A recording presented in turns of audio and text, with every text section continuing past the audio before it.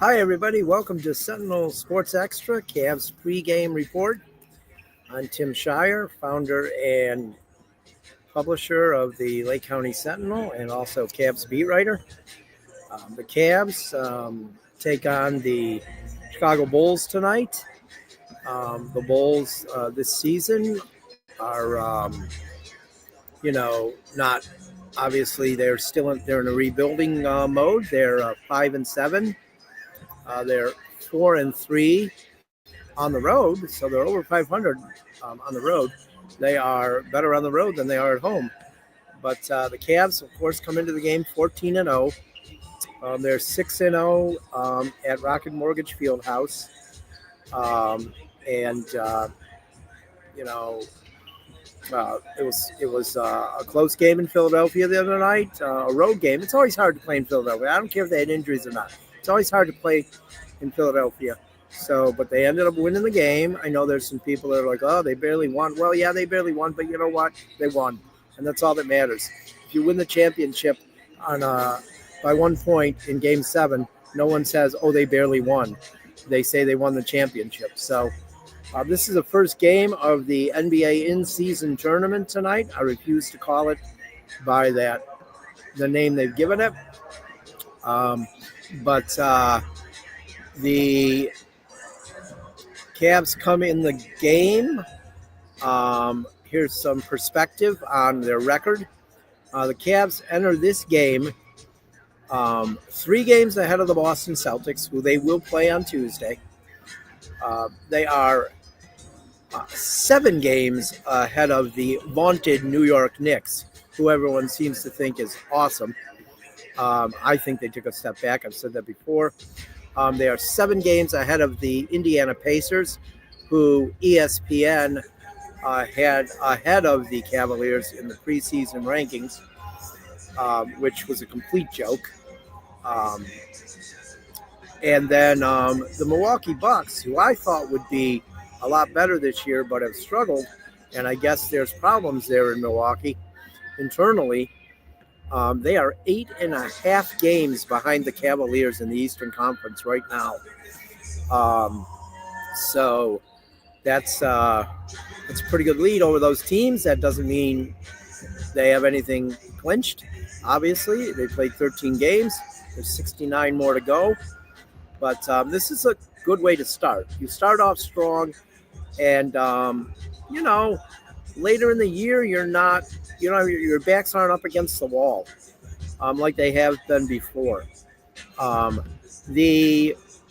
If they were to win tonight, it would be 14 in a row. It would tie for the fourth longest winning streak to start a season in NBA history. They would tie the 1958-59 Boston Celtics.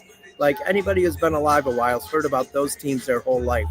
So they could tie them and the 2002-2003 Dallas Mavericks. But to be tied for the longest streak to start the season with those late 50s Celtics teams, that's pretty good.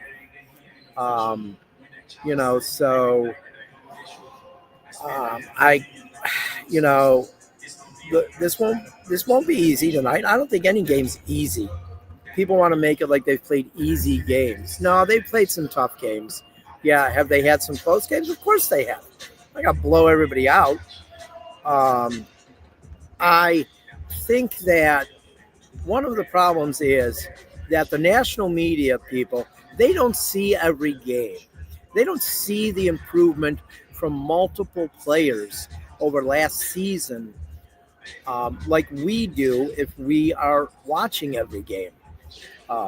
Or, in my case, covering home games, watching the road games.